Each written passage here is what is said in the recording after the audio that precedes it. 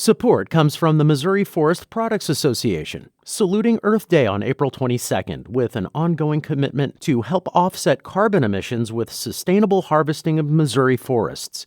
Details at choosewood.com. The bigger picture than black and white. You have officers that are going to have to stand up. Racism, homophobia, sexism, any form of ignorance, these officers of all races are going to have to at some point feel more comfortable talking about. This is St. Louis on the Air. I'm Sarah Fensky. The president of the Ethical Society of Police is retiring, but she's not giving up the fight. That is St. Louis Police Sergeant Heather Taylor, and really she should need no introduction. She's a 20-year veteran of the St. Louis Metropolitan Police Department. And in recent years, she's been the president of the Ethical Society of Police. That's the union representing many black officers on the force. And she's been a thorn in the side of powerful people ever since. On Friday, Sergeant Heather Taylor retired, but not before one final battle with the city. And she joins us today to talk about it and so much more. So, Heather Taylor, welcome back. Thank you for having me. So first off, I have to say congratulations on your retirement. I know you're in the process of a pretty big move here. What are your plans? So the plans are we've closed on a house in Florida, and we are moving there. My husband took a job there kind of unexpectedly, and so we're moving there, and just the process of moving, across state lines is very tedious. So that's where we're in the middle of right now. So this is not like you retired and now it's let the fun begin. This is you're out of the frying pan into the fire? Pretty much. So moving is always stressful. So that's what we're doing now. And he started his job this morning. My husband did. And so it's, we're headed back. I'm headed back to St. Louis now. So it's kind of stressful, but less stressful than being a police officer in the city of St. Louis, that's for sure. It puts everything in perspective, having had that job, huh? Exactly. Much less stressful. So tell us this. I mean, everyone who knows you knows that you are not the kind of person who's going to sit around and just have a nice, quiet retirement. What are your plans for after you get done with this move and get settled in Florida? So the ultimate plans are I'm going to still take the LSAT for law school in January. I'll still take that, but I'm going to likely take a year off and kind of transition into retirement and going into criminal justice.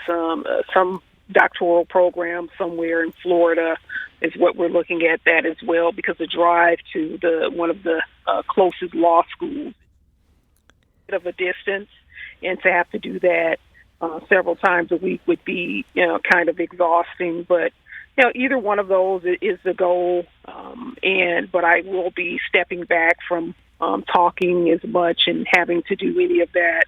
I still will be a part of Ethical in the sense where as I help them transition as a spokesperson that they'll use sometimes to make statements that they can't make. Okay. So you will be involved you're going to continue to advocate for the black officers within this union and on the St. Louis police force. That you intend to keep that role even if it won't be a full-time role? I'll still be involved with Ethical, and it's not necessarily for black officers. It's just for what's right. Regardless of the race of the officer or gender, I'll be advocating for things that I think are common sense when I have time to do it. It's not a full-time thing that I'll do.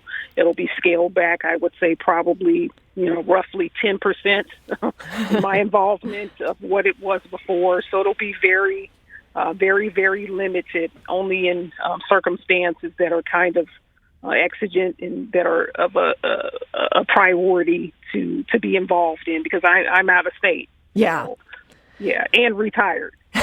These are two good reasons to no longer be quite as involved, but it sounds like you just can't help yourself. If there are some big issues that you feel passionately about, you intend to be back in the fray on those. Absolutely, because there are things that must change in our police department and things that are in the transition process of changing that we've helped to initiate, that we support, that we want to see through. And those things that, not a new board coming in that don't have that experience and understand the magnitude of what is involved in it. It's a long process a lot of times to change things. Very few times has it been a short process when we started something and we've achieved that within a short time span. You look at what happened in St. Louis County with getting the MOU finally signed there. That was 2 years. So these processes aren't short at all. And the MOU, that's the Memorandum of Understanding that allowed you to be recognized as a union there in St. Louis County. Is that right? Yes. Okay. That's the Memorandum of Understanding that we signed there. And yes. You referred to some processes that are in transition now and also some big things that need to change. I want to talk about those things that need to change in just a bit. But some of the things in transition, what are some of the key parts that you see is in the process of happening right now as far as the Ethical Society is concerned and that you want to stay involved with getting over the finish line?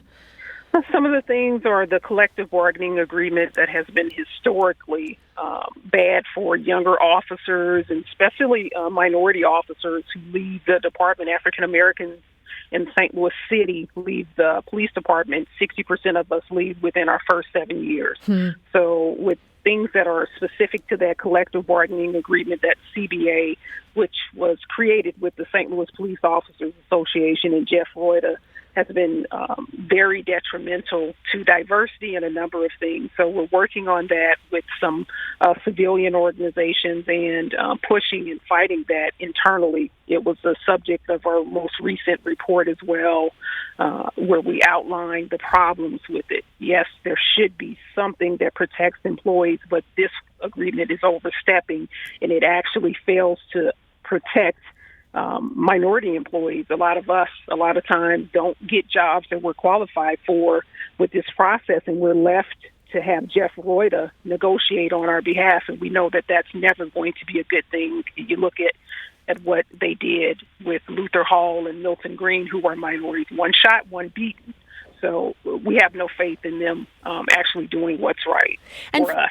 And for those who are listening and aren't up to speed with some of the politics at the St. Louis Police Department, the union that represents many white officers, that's the St. Louis Police Officers Association. Jeff Reuter is their business manager and has been a thorn in the side of many people who are concerned about race relations within the city of St. Louis. And you're saying this bargaining agreement that they have with the city, that there's some things in there that are bad, not just for young officers, but also for black officers, since perhaps black officers are disproportionately likely to be younger. Is that a big part of it? Absolutely. And you have a lot of things that are in there that are just really just overstepping with transfers into positions. And you have people who have education. We've had two members who actually, one is a pilot, and he wasn't selected for aviation. That division is all white. We have another young lady who applied for cybercrime, and she has a degree in IT. And so she wasn't selected. And plus, she has more than 10 years on. And they said because she didn't have any investigative experience, she wouldn't get the job. Well, she's a 10-year officer in patrol. Well, you're going to get an investigation every time you answer a radio call. That's an investigation. And so those are the limitations, and a lot of times things are, they pick and choose who they want, and you're left when you file a grievance to have Jeff Reuter as your representative. And we know that that's not always going to be a good thing, especially for our officers, based off of, the Luther Hall case, the Milton Green case. These were their members who were victims of crime. And we know that they're most vocal about officers who are legitimate victims of crime. They're very vocal about that. But in these two instances, they were very quiet because those were their members. So they stood up for their members, except for these two black members. So we don't trust that them in control of the collective bargaining agreement. It's necessary. You have to protect officers. You have to protect anybody that's an employee. However, you cannot have biases involved in that process. And that's what that collective bargaining most times does for minorities, unfortunately. And I should have been a little more clear as I was describing the St. Louis Police Officers Association. They are the bargaining entity for all officers, and that's why the work that they're doing, that has big repercussions for your membership as well. But Heather, I want to loop back on something that you referred to here, that now that you're in your retirement, when you feel passionately about some of these issues, you're going to feel more free in speaking out on them. And you have, it's been reported in the St. Louis Post-Dispatch that you were facing discipline for violation of the city's social media policy. And this was not for the first time either. When the city had first formed this policy, this was just a couple years ago, you were pretty outspoken in saying that you thought it would be used to stop you from doing your job. And Judge Jimmy Edwards, who's in charge of the Public Safety Department, he had said the point was to crack down on racist posts, not to come after people like you. What made you so sure that they'd want to use it against whistleblowers and truth tellers and people who are representing a union like yourself?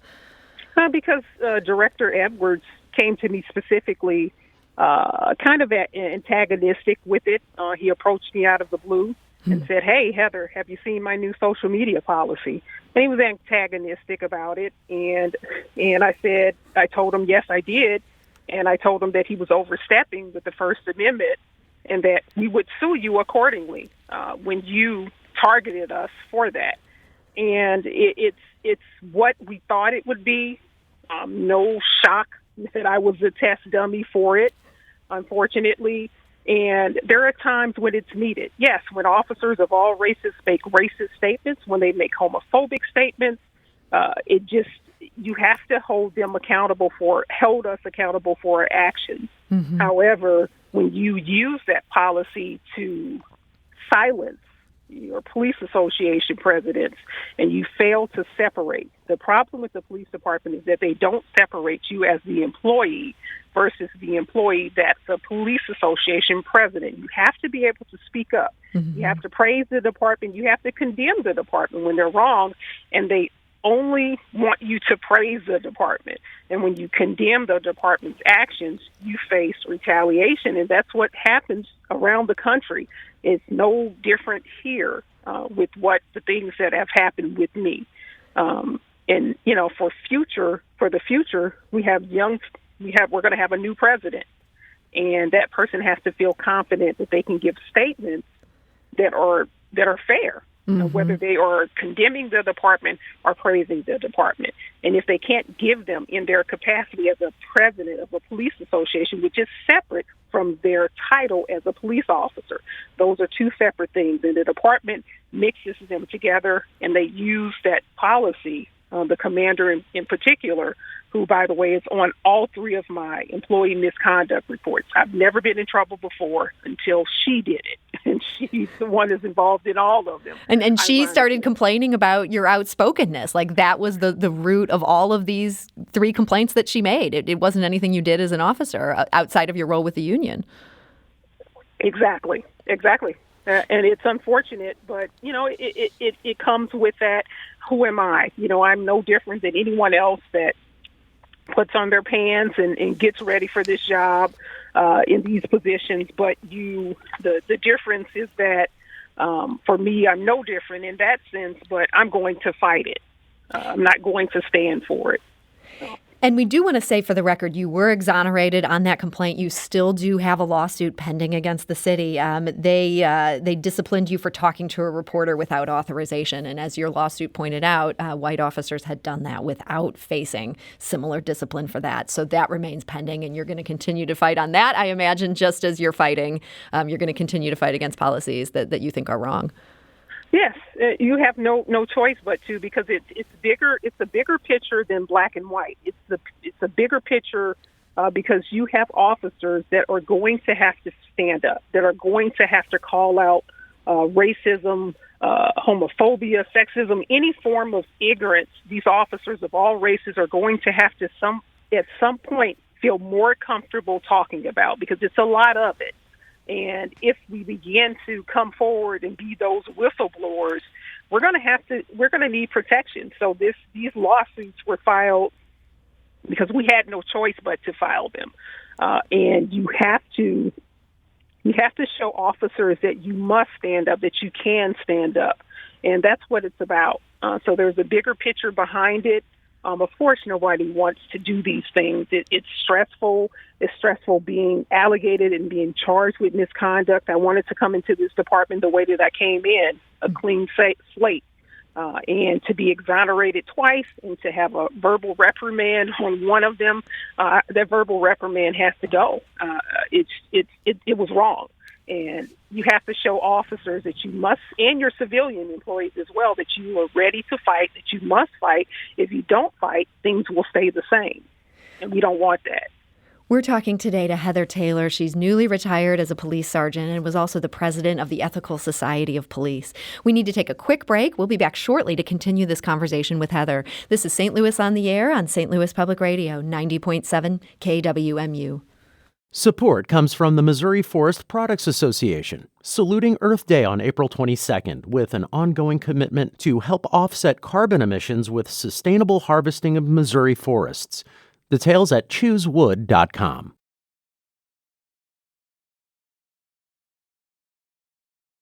And now back to our conversation. We're talking to former St. Louis Police Sergeant Heather Taylor. She retired Friday and has been the president of the Ethical Society of Police, which represents many black officers on the St. Louis City Force as well as in the county.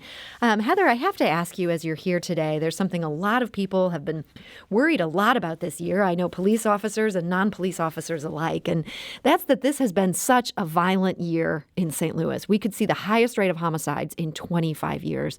What do you think is driving that here in the city? I think a lot of things are consistently revolving around poverty in the city of St. Louis. Poverty is a problem here. We have to understand that when you have such high unemployment, things like that, there are a lot of factors that are generally behind violent crime, and it goes towards a lack of resources, drug addiction, things like that, and poverty. Those things are always intertwined with an increase in poverty. I know that the numbers are just insane. They are. And every person is of value to someone, that's someone's loved one. And it's very difficult in our city also because of the relations between the police and the community and the distrust. So you have a lot of open homicide cases as well because surviving victims and witnesses don't feel comfortable and confident with giving a statement to the police without retaliation. Do you think the St. Louis police have any handle on how to get this under control or how to get that clearance rate up for some of these murders? I think that there's in the homicide division as it is now, I'm not sure. I think that there are good detectives that are left there. I left behind some of the best on my squad, hands down, with a lot of experience, and they clear a lot of a good majority of their cases. However, you have to have a plan for cold cases. If you don't have anything in place to go back and reinvestigate cold cases, because you better believe if someone shot someone once, they've probably shot someone again. Some of these offenders are they've done it multiple times. And the problem is that they're so overwhelmed that we've been that way since 2015, 16 actually, when we had officers handling a high number of homicides where nationally, traditionally, you should have no more than 5. At one point, some of my detectives had 20 in a year. Wow. And so that's the problem. And when you have a 4-man or 6-man squad and they have 20 to 15 cases, and then you add on the cases from the last year that weren't solved or that you had a lead on and you couldn't follow up, or you had to go out of state to travel. The city blocks. It's very difficult to travel to interview witnesses out of state. It's a long, convoluted, bureaucratic process. I've had that before where we've had scenes where someone's murdered. We had links. We had physical evidence. And then at the time, Colonel Warnke denied the travel. And in the meantime, that person had killed someone else. Oh, that's like every detective's worst nightmare. It sure was. It's heartbreaking. And then we go and we finally interview this person and we get this lead and we cleared the case. It's like, well, if you would have not denied the travel beforehand, we would have probably prevented another homicide from occurring. Who knows if they would have held the person or not? That's another story. Right. But we have physical evidence, and you have those problems. And then you also have the problems of some of the detectives. One of my last days physically at work, I overheard one of the detectives stating, this person's life didn't matter. Oh, it didn't matter much. She was arrested before for a violent crime. Well, who are you? Who are you to say that? And this detective said that. I complained, and when I complained to someone that was of a higher rank than my current lieutenant at the time. And the lieutenant chastised me. Chastised said, hey, you for complaining about that? Yeah, I said I didn't follow the chain of command. Well, there is no written chain of command when you're making a complaint. And that detective is still in homicide. He was talking directly to his sergeant. So that's part of the problem. You have people that believe that one life is more valuable than another. It's like, hey, you can have people who have been arrested for violent crime in the past, but does it give anyone the right to take their life without defending their own selves in that? And so those are problems that you have, and that's part of why the clearance rates are what they are. There are a number of reasons involved in it. Partly the police, partly a lack of resources and poverty. And not all of this is our police matters that we can resolve. There's a lack of conflict resolution centers. People don't know how to resolve conflict, to de-escalate. And there's a lot of things that are on the elected officials. There are some things that are on the police department, hands down. Heather, do you think, though, that attitude you described where the homicide detective said this guy didn't matter, this guy had a record, he was in the life, however somebody wants to phrase it, do you think that's a common attitude amongst people who are tasked with trying to solve these cases? I think for some of them, there are some detectives that have those feelings. Obviously, this guy did, and he's still there. His sergeant is there. They weren't reprimanded. They didn't face any discipline. I did, because the lieutenant called me and chastised me about it. And his chastising of me about it was about the chain of command, not about what he said. Not about the substance of those remarks. Exactly. Yeah, that seems extraordinary. So, have that. Heather, there's been so many incidents in the last couple years of police misconduct, and some that are, have actually resulted in death. I'm thinking of that Russian roulette alleged game. There was also the ambush of a young man in a bar parking lot by a couple officers. The department keeps saying it's a case of bad apples. It's a bad apple here. It's a bad apple there. Do you think the problem is bigger than that? Yeah, I think that the problem has been going on for years, for decades. There is one downtown bike sergeant who had been suspended for 30 days and 30 nights for using the N-word. We had a citizen complain on him, blaming COVID-19 on Asian Americans that live in San Francisco. It was obviously racist. The citizen came forward, made a complaint. They couldn't make the case against the sergeant because one of the other witnesses, who was a citizen, didn't feel comfortable with keeping the complaint going. And so you have historically bad apples that are there that have been allowed to get away with their racism, their sexism, their biases across all racial lines and gender that are there. It's not just within the last couple of years. This is something that we've seen for decades, that we've been complaining about for decades. It is a culture of silence that's so present in law enforcement that it's overwhelming. So, Heather, you were there for 20 years, and you really fought the good fight. You were such an outspoken advocate for so many things. Do you think things have improved at all since when you started as a young officer 20 years ago? I think things have improved because we've actually gotten rid of some of the commanders that were present. I honestly was glad to see Colonel Layshawk retire. I was glad to see Major Howard retire. They were part of the problem as well. To see Colonel Caruso leave, and hopefully another colonel, black female, will retire as well. There are people in command rank positions that should not be there, that have been there, held those positions for decades, that were part of the problem. And they empowered these officers, and they were of all races and genders. Mm-hmm. And they've empowered these behaviors to think that we are above the laws. And that's part of the culture.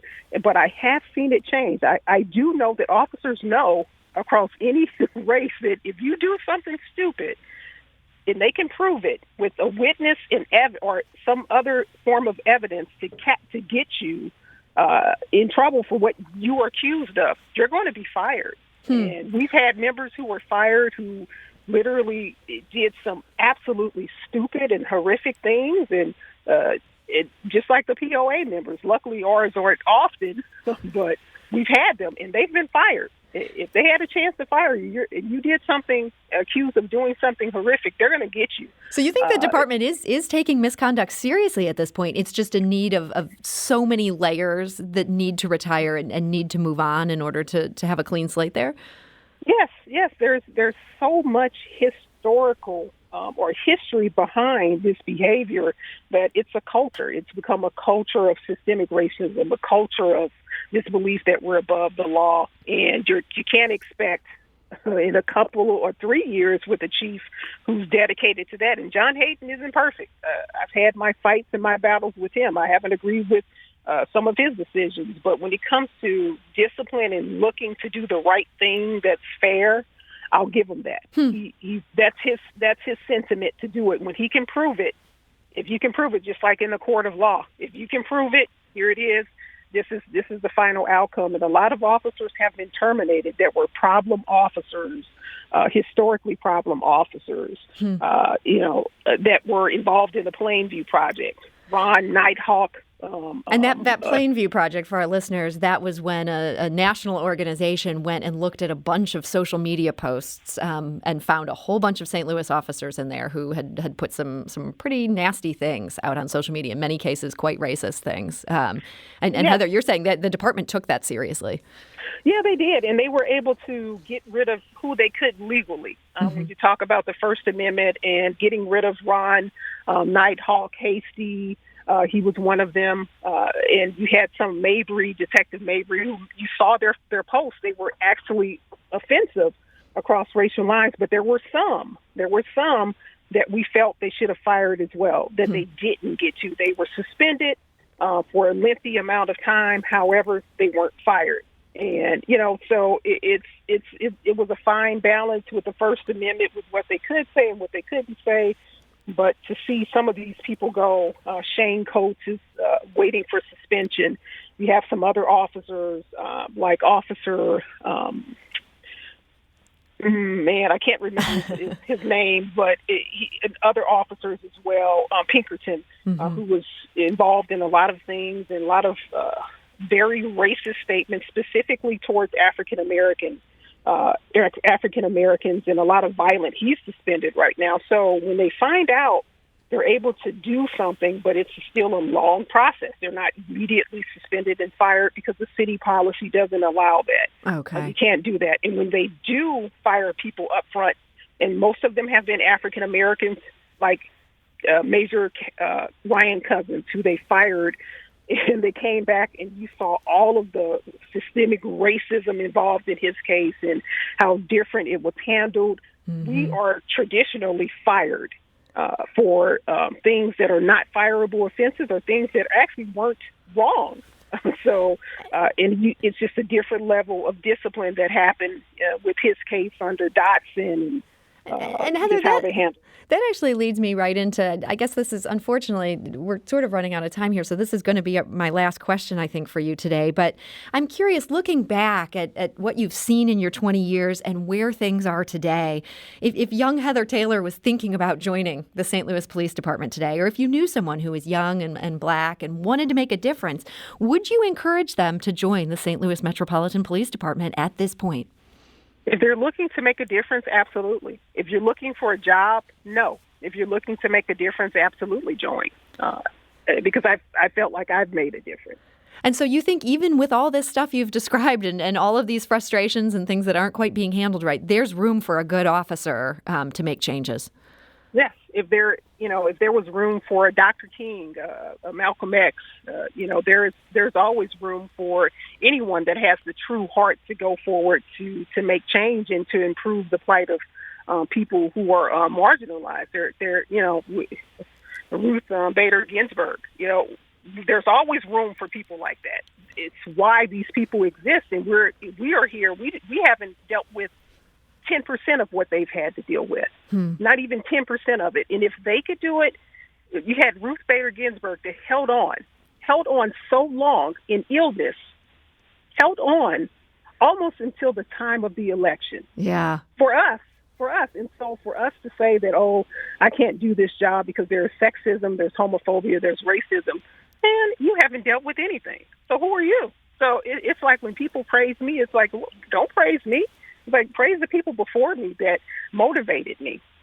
So you are retiring, you are moving to Florida, you're on your way, but you are not giving up on the St. Louis Police Department. And I know, as you said, you're still going to be active with the Ethical Society, just on a much more limited basis. And I know there's a lot of people glad to hear that you're going to continue to fight that fight. So Heather Taylor, I want to thank you so much for joining us today. And also, again, congratulations for making it 20 years. Thank you. Thank you for having me. Podcast episodes of St. Louis on the Air are available at stlpublicradio.org, or you can subscribe for free on Apple Podcasts, the Stitcher podcast app, or wherever you get your podcasts. St. Louis on the Air is produced by Evie Hemphill and Lara Hamden, with production assistance from Aaron Dorr. The senior producer is Emily Woodbury, and the executive producer is Alex Hoyer. St. Louis on the Air is a production of St. Louis Public Radio. That's 90.7 KWMU. Thank you for listening. I'm Sarah Fenske.